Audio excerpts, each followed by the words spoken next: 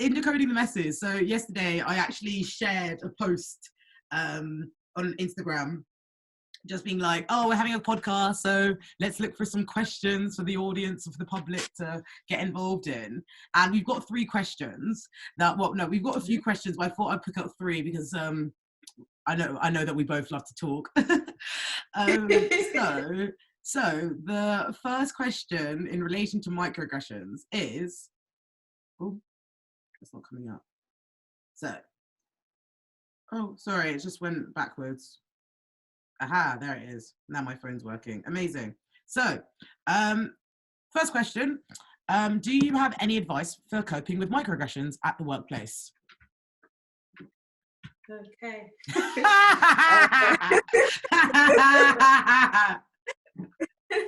It's hard.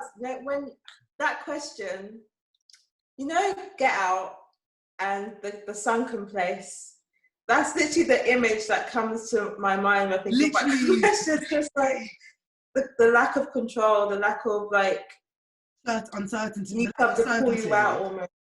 Yeah, and it's really hard because you find yourself questioning: Did that really happen, or am I just imagining it? Am I being too sensitive? It's like literally feeling gaslighted, and I wonder if it's possible to find an ally, someone who can witness it with you and that you can do a reality check with. Mm-hmm. So, for example, if you know that it happens in team meetings, meeting with that friend afterwards and just saying, I noticed this, did you notice that? Or was that just me? So almost like center checking, but it has to be someone that is actually going to be an ally and not someone that you trust. Yeah. Ideally, someone that is of color as well, but 100%. That might be a village that isn't possible. Yeah. But having someone that you can have that conversation with, so you're feeling less isolated in it and less on your own in the questioning. And I think from there, it really depends on the microaggression and the microaggression, and I would personally like write it down, like write things down. I'd write the thing, I'd write the date and the time and who it was, just for my own sanity and just so I have a log of it. So I don't talk myself out of, oh no, it's fine. Like actually this happened and this happened and this happened and this happened. And then I would potentially think about how safe do I feel going to HR? And that will be dependent on the person, that'd be dependent on the workplace. It's a really hard one. Like, I'm just thinking about previous workplaces and how I would do it. And I think it's also about kind of knowing your policies, knowing where you stand, building a support team if you can. No, for sure. You gave so many, like so much. Honestly, thank you. Because I think microaggressions, it's this whole idea of like picking and choosing your battles. And I think for me personally, within institutional settings, I need to document it. I need to document everything. Like if I'm not going to HR on the first incident, I'm going on the second, because I have every right to work in a safe and healthy environment as all of my peers.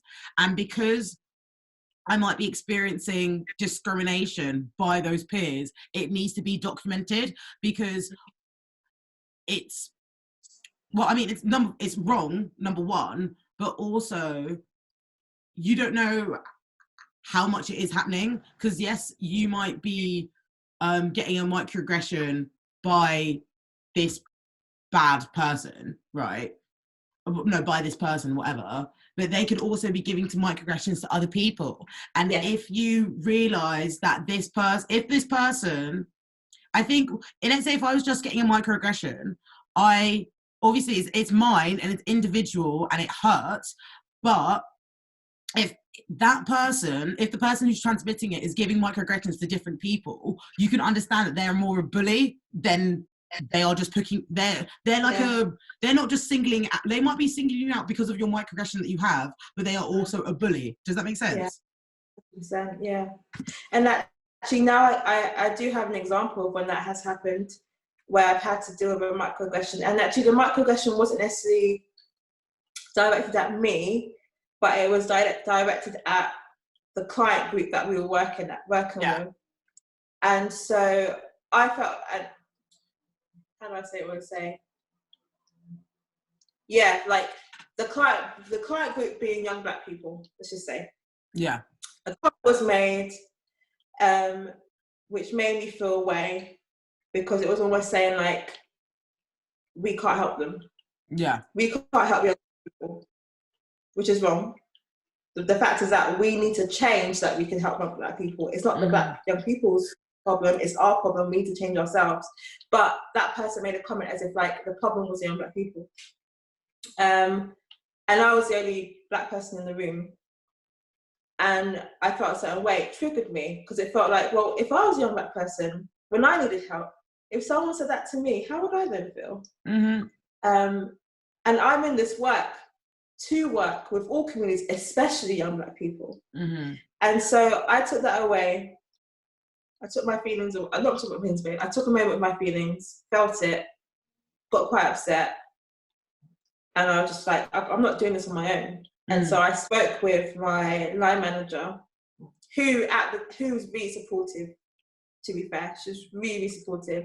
Spoke to the line manager. She was able to hear me and acknowledge it and be like, do you know what, Tasha, I'm really sorry that I didn't pick that up in the meeting. Yeah. And what do you want me to do? How would you like me to make sure that we do better? And so we had that conversation and the action plan. And so the next time that it happened, I witnessed her step in and challenge that person. So I didn't have to fight for it. She fought it for me, if that makes sense. No, for and it's sure. about finding those people who, you know, that if you allow yourself to be vulnerable, then that they will fight your corner. And I knew that I could do that with her. So it's finding those people, and it's really hard if there's not anyone that is like that, that you feel like you can. But it might also be about, I don't know, there might be someone that might surprise you. Yeah, exactly. Time. Like, no, thank you. That was such a great answer. So, actually, I realized the second question is sort of related to the first question. It was, do you directly call out microaggressions or avoid that person in the future? I feel like it depends on the microaggression in itself. So like with me personally, if, like I said, if I get microaggressions in institutional settings, I'm going to come with a different kind of vim than if I was getting microaggressions in my personal day-to-day. I think the difference between that is like, okay, so let's say if I'm getting microaggressions on the bus, or if I'm getting microaggressions like as I'm walking down a road, compared to if I'm getting microaggression at work, if I'm getting microaggression in school, even if I'm getting microaggression in a restaurant, like that experience is institutionalized, you know, like that experience is that experience is reinforced by society, you know, and like that has, it's weird because it's like, I don't want you, obviously use discernment, you know, you best use discernment, because I could be like, don't do this, but then also that might really hurt you, you know? So like, that's I would always say that first. But with microaggressions, they're not just, I mean, you can find them in people, but you can also find them in environment. So I wouldn't say avoid, because I mean, even if you avoided it, you're just going to be approached by a different one, you know? I think if you get microaggressions from that person, if you feel safe, if it's safe to, and tell them, let them know that it disrupted you. If they take accountability, you can understand that you guys are going forward. But if they choose to dismiss and you feel like you're being gaslighted, then I would personally remove my space. I just remove myself from the person, just because they're not worthy of your time. But this is all relative. Like, we could talk about microaggressions, saying, oh, you're so pretty for a dark-skinned girl, but then you could also talk about microaggressions in the sense of thinking a Black woman is unintelligent, and then that influencing if you're hiring if you're picking them for a job, you know? So it's hard because microaggressions are fluid, dynamic, but extremely insidious. It's very you need to have a level of discernment, and you need to have some form of understanding which heightens your sense of self, you know, within it all. Yeah. And I guess it's about kind of doing a bit of an assessment of the capacity that you have or that you're willing to give. Yeah. Like you said, not everyone deserves your time like that. Most people don't deserve your time like that. So it's kind of about saying, okay, this is going to require me putting out some labor to do this, to even voice or to even educate that that's not okay. It's going to take a bit of energy out of me. So how much do I want to give of that? And if you don't feel that you have that energy, then I guess take a pause from that person as much as you can, or like I said, finding someone that can do some of that work for you or with you. And it's quite hard because there's some microaggressions that you experience once from someone or from an environment. So for example, when you're saying about jobs and stuff, I've had it before where I've gone to like psychotherapy events or counselling events, and people have thought that I'm a youth worker, or they thought that I'm a social worker, or that I'm a trainee, or that I'm a client. They never think, oh, you're a therapist. So they always ask, oh, why? So what do you do? Yeah, how did you get here? It's a psychotherapy event, so I guess I'm a psychotherapist then.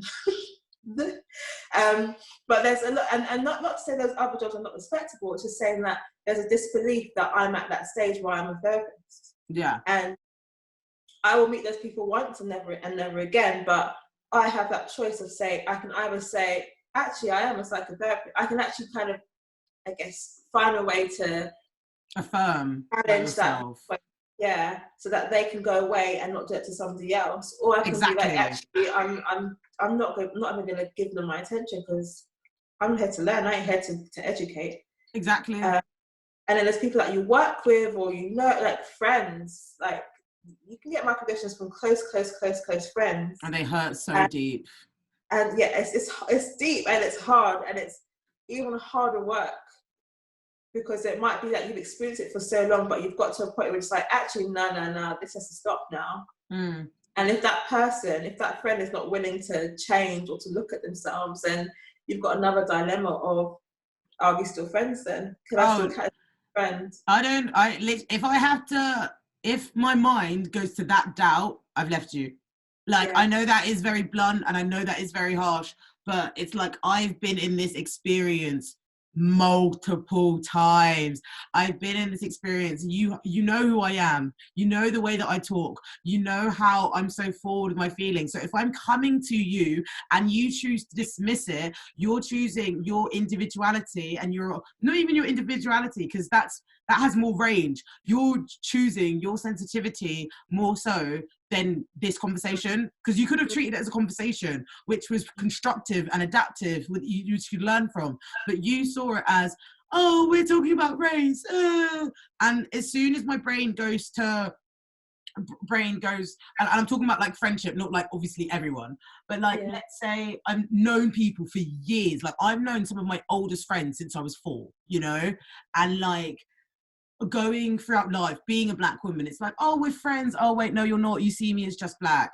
Oh, we're friends. Oh, you just see me as your black friend, you know? So because I've been in those experiences, whether it was primary school, middle school, boarding school, university, whatever, because I've experienced it so much, I don't need to give myself the time. Like, I know better. Just because you don't know right now, it's not even, I don't even know if it's your fault. I don't know, because some people know more so than you, but you just haven't learned yet. So just don't be around me whilst you're learning, or whilst you're in the uncomfortable stage of racism, because it's always, but the thing is, it's always going to be uncomfortable though. It's always going to be uncomfortable. Like, I was made to feel uncomfortable just because of having a black body in a white space, and you're uncomfortable because your feelings are a twist, because you've read something that made you feel like discomfort. It's just a bit, I just think it's a bit insensitive when it comes to that. But again, everybody has different feelings, everybody has different responses. Like, I know because of my sense of self right now and how much I respect transparency and I respect my own sense of clarity so much, I can't waste time gaslighting myself, teaching people, helping people reach that next level of their education. Whether they do that on their own, whether they do that by listening to my podcast, fabulous. But I can't be the one who teaches them, because that's just me going on a rabbit hole of all my racial memories, you know? Yeah. And race is not the responsibility of people of colour. Everybody has a racial identity. Whether you're white, whether you're Jewish, whether you're whatever, you have a racial identity. So some of that work is about doing introspective work. It's about taking it away and reflecting. And so I can't be there for you for that process. You need to go away and do that on your own. You need to work what that is. And I think when it comes to friends, it's about saying, you know, when you said that or when you did that, that wasn't okay. And the reason why it wasn't okay was this. Well, how are you going to respond to that? And if their response is defensive, if there is gaslighting, if it is invalidating, that's when it's like, well, you can't understand me, you can't see me, you can't be there for me then. Well, it's just a confirmation. Any other boundary. Yeah, it's a confirmation that they aren't your friend. You're their friend, but they're not your friend. Yeah. And I think hopefully when people provided with that clarity, with that perspective, then they'll be like, oh, okay, you know. But I'm just so happy with this. You're doing so well. Literally, like, so the last question I had is, what age did you realise it was microaggressions and not just you feeling uncomfortable? So for me, I think it's back to that memories at the beginning. I was probably like 20, 21, 22. Yeah. I mean, I think that's the first time I was really confronted with it, but I know that I felt it before. So, for example, I went to school in Essex, and primary and secondary school, and so I was very much confronted with the thing of like, there wasn't that many Black children in my year group, but they were seen in a specific way. They were seen as naughty or cheeky, or the ones that get in trouble, the ones that get excluded.